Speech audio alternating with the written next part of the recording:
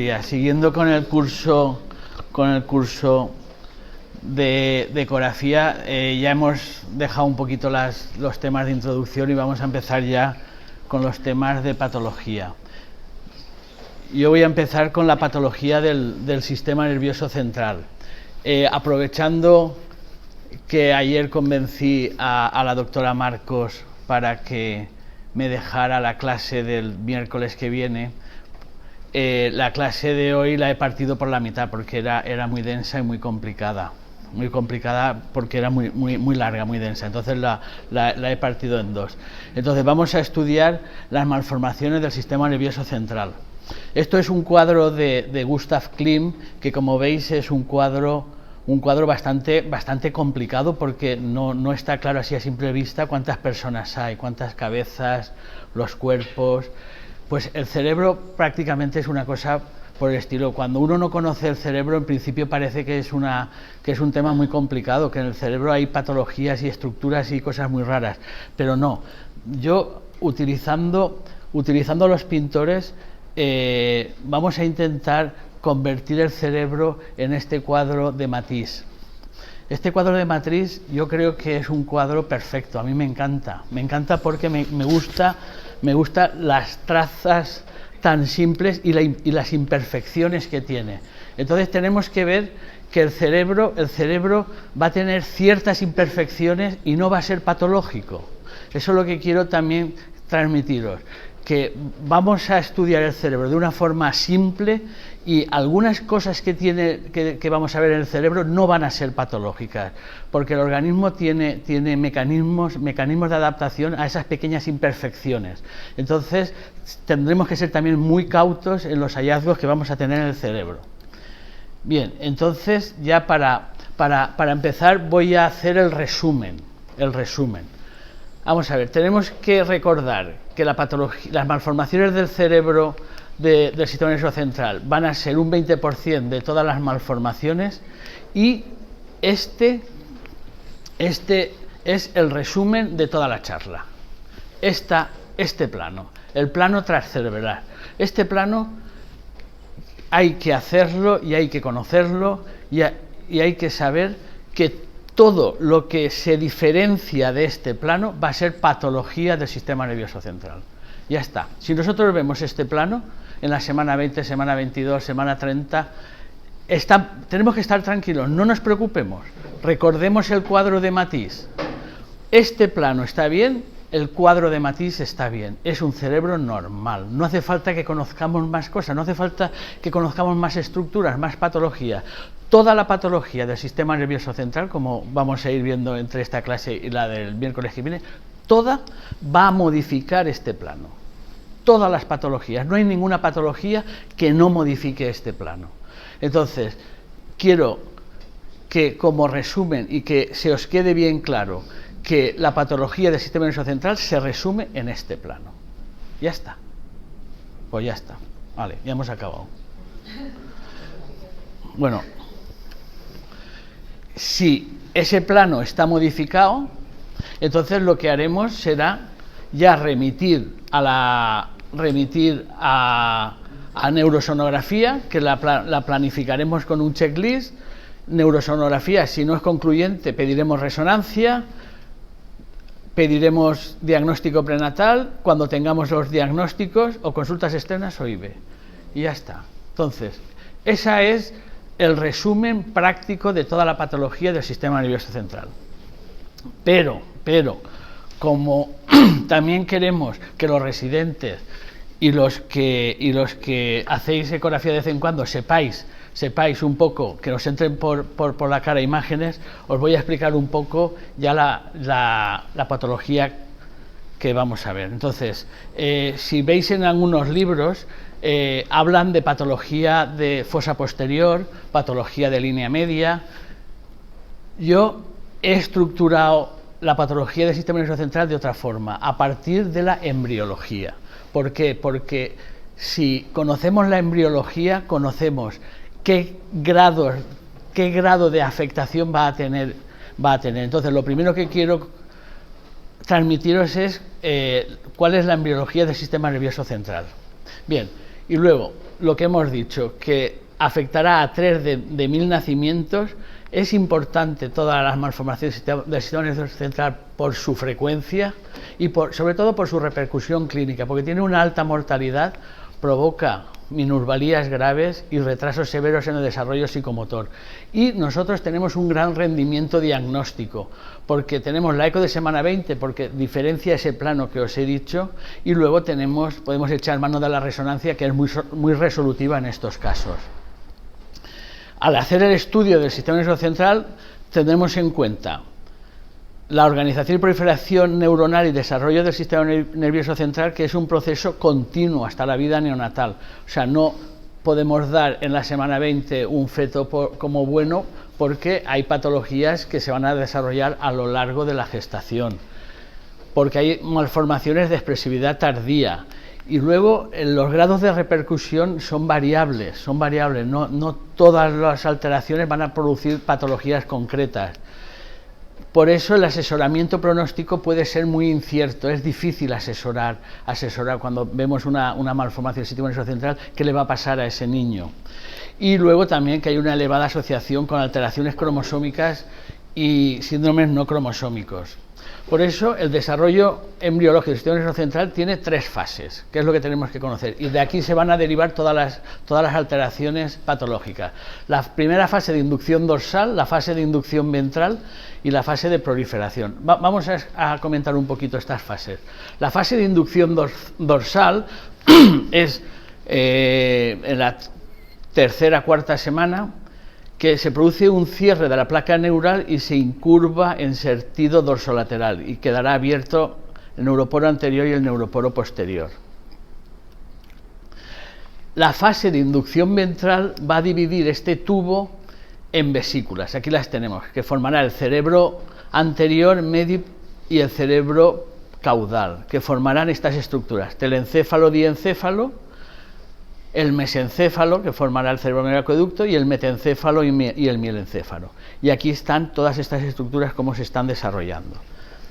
Esto ya va a ser importante, que conozcamos esto, porque las patologías se van a derivar muchas de esta división.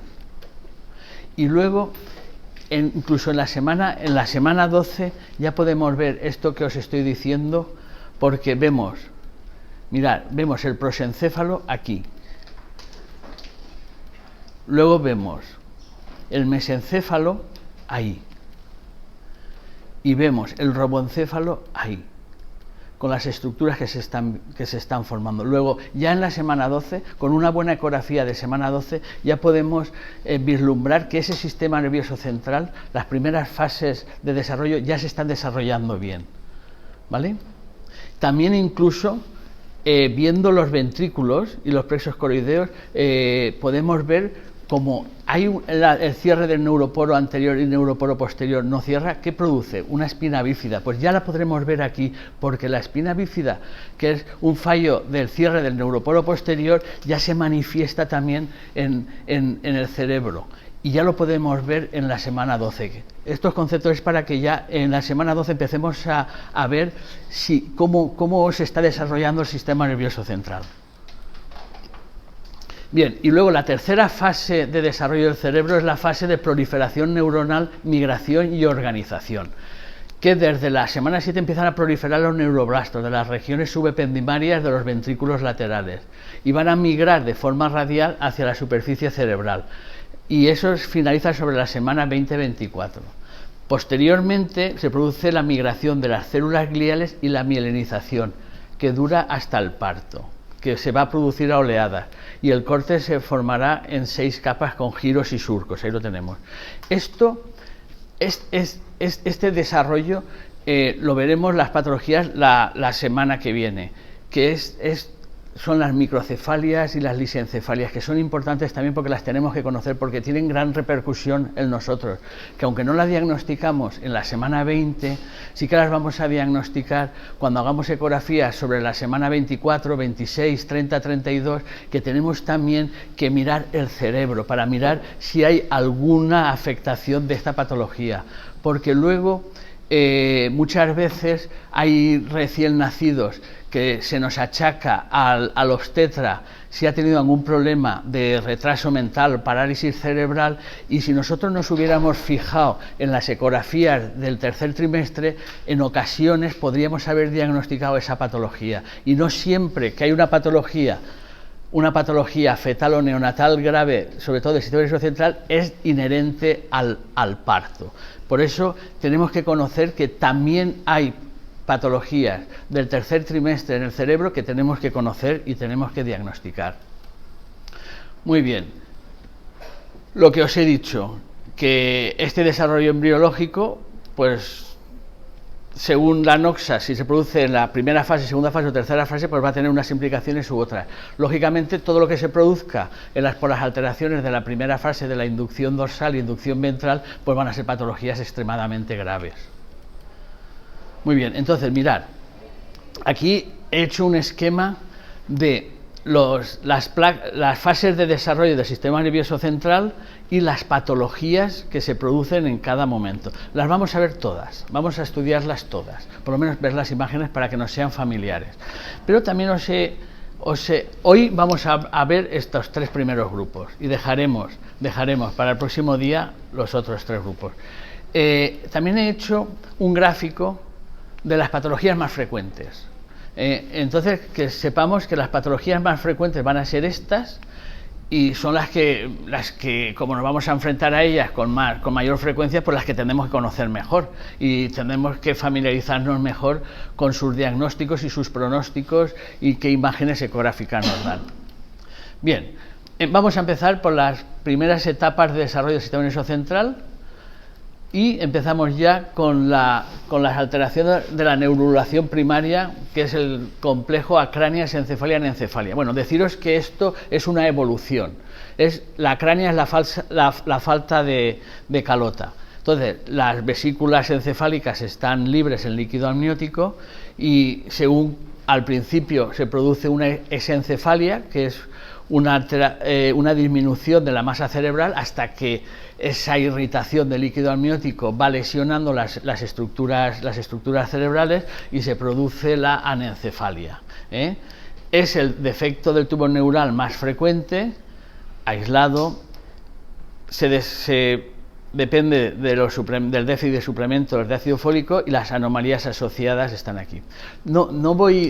Voy a hacer más hincapié en las imágenes porque los textos, como los tenéis todos ya pasados, pues el que quiera consultar los textos, pues que los vaya consultando. Aquí vemos imágenes de esta patología de la anencefalia. Están tomadas del libro de Galindo, que os lo recomiendo a todos que lo tengáis. Vale 100 euros y con rebaja unos 80 euros. Es un libro que merece la pena tener en propiedad cada uno, en físico. Seguimos con las imágenes de anencefalia. Como veis, se suelen ver las órbitas oculares y por encima prácticamente no se ve cerebro.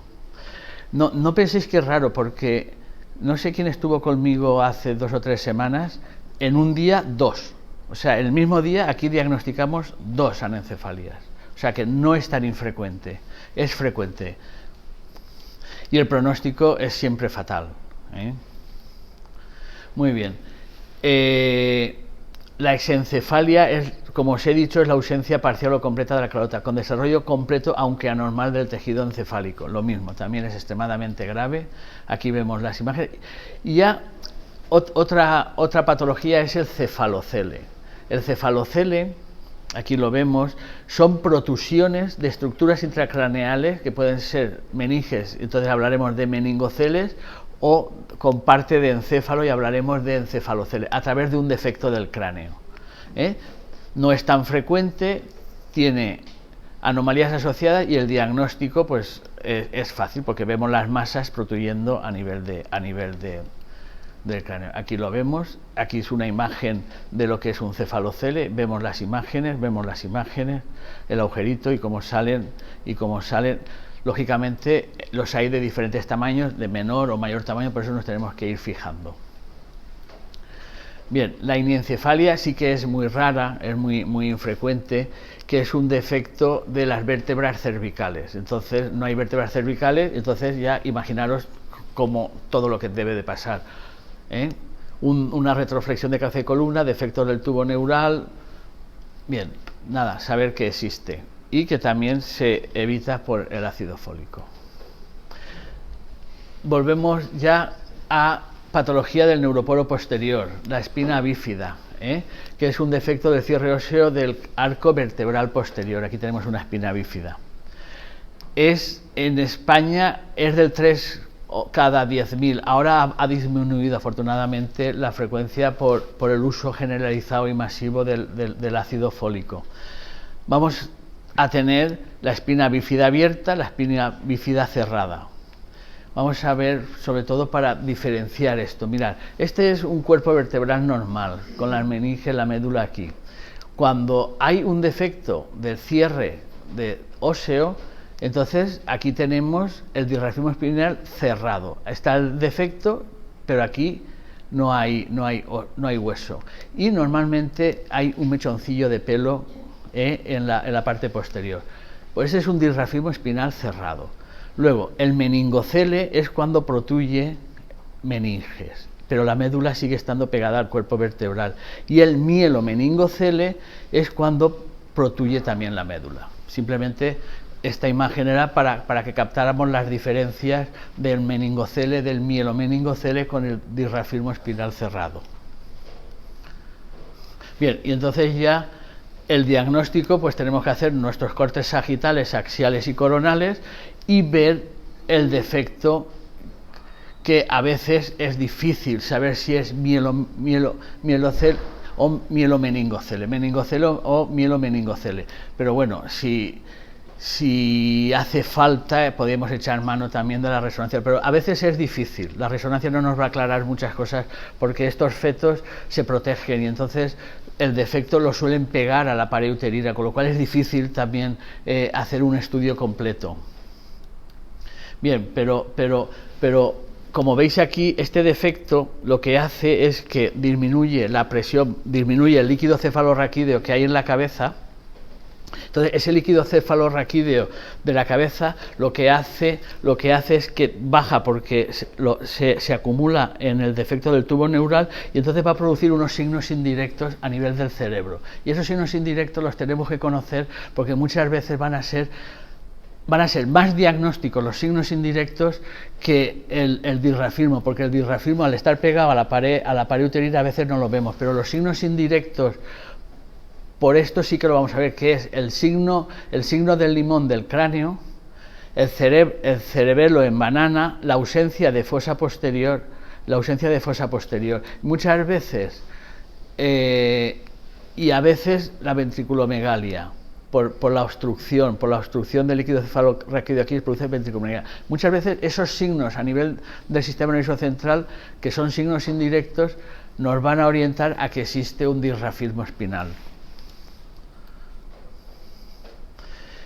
Ya os he dicho que en la semana 12 también lo podemos diagnosticar, porque hay una ausencia de la cisterna magna en la semana 12, no hay cisterna magna. Bien, otra patología del sistema de la primera fase es la escoliosis semivértebra. Es difícil de ver, pero si nosotros hacemos los planos, los cortes de columna como tenemos que hacerlos, pues podemos ver que no son paralelas las vértebras, los núcleos de osificación están paralelos y los podemos ir diagnosticando. Y aquí tenemos que nos tienen que llamar la atención cuando veamos columnas así. Tenemos que fijarnos bien en esos núcleos de osificación, en ese paralelismo, para ver si no coincide. Bien, ya también en la neurulación primaria también hay patología de la fosa posterior, la malformación de Arnold-Chiari.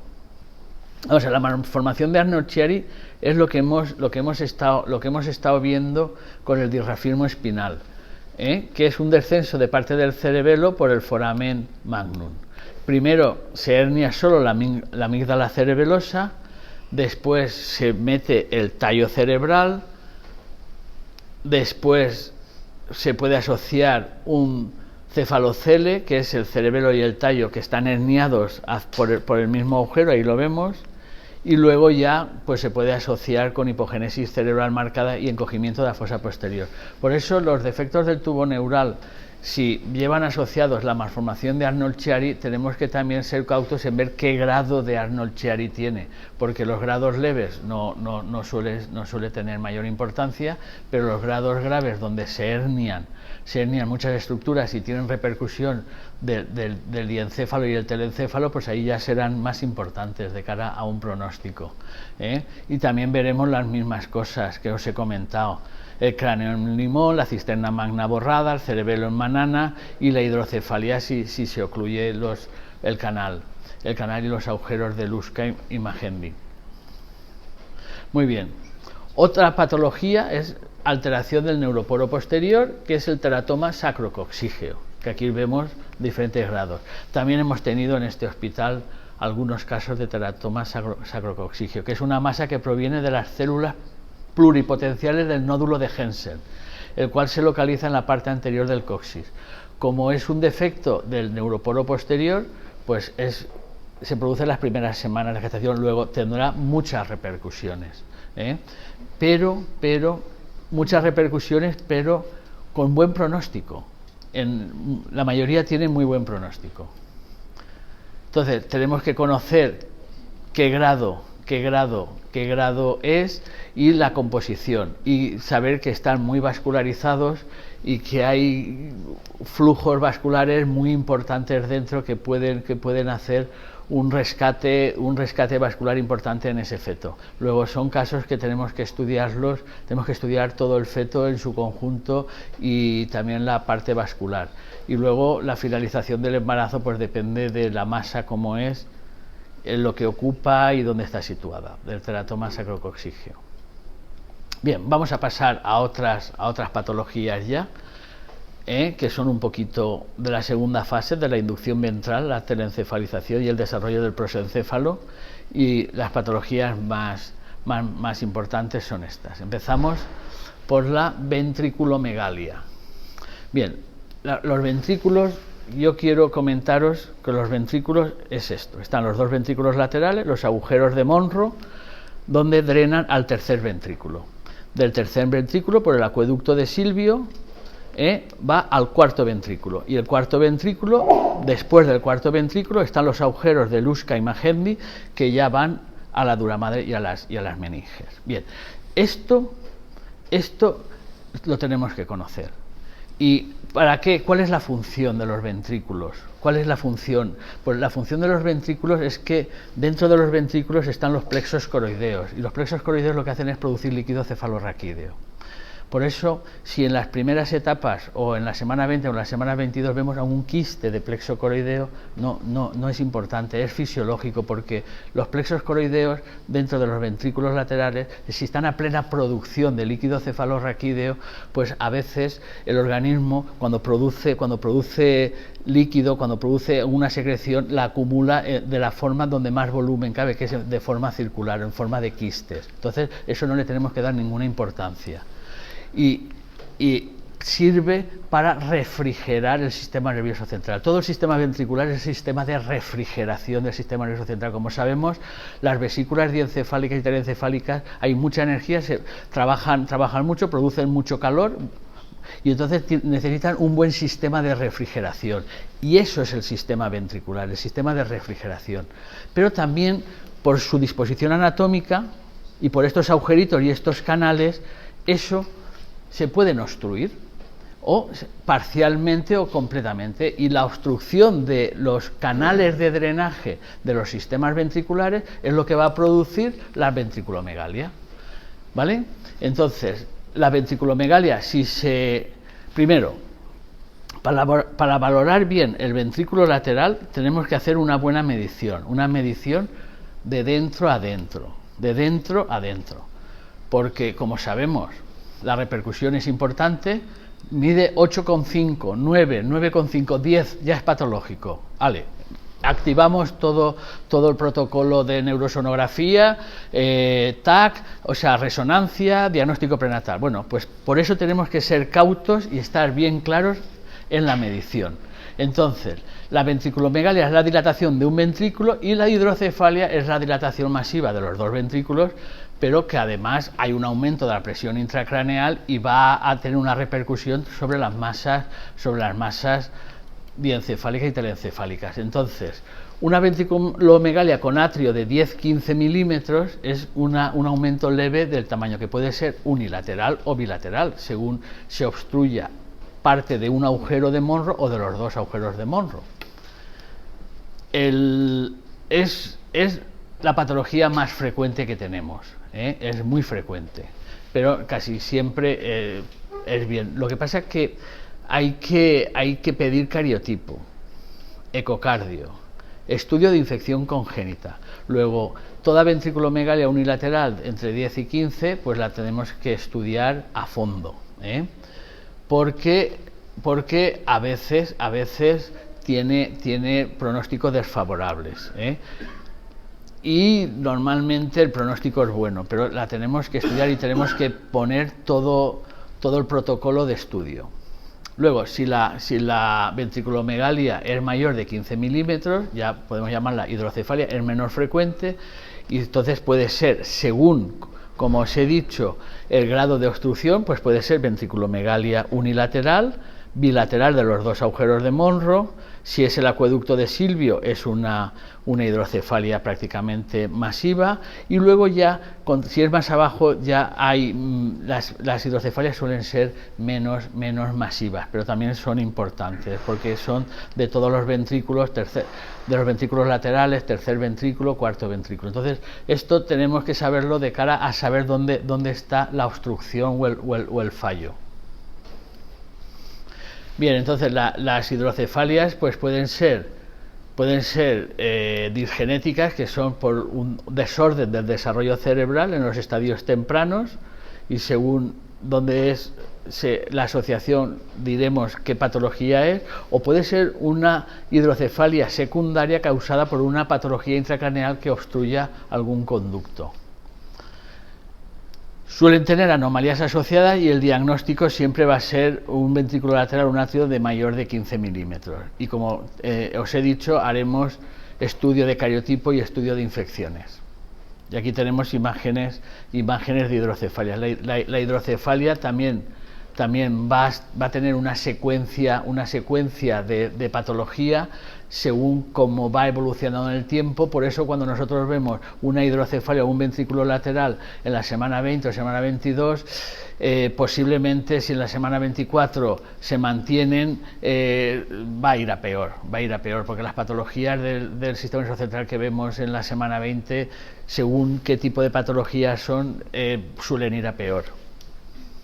Porque va profundizando esa anomalía y luego también va comprimiendo más las estructuras cerebrales, y la tercera fase de desarrollo del sistema nervioso central no se va a producir de una forma correcta. Aquí vemos hidrocefalias con un pronóstico desfavorable, porque además también va comprimiendo y va destruyendo el parénquima cerebral. Y esto es todo por hoy. El próximo día seguiremos.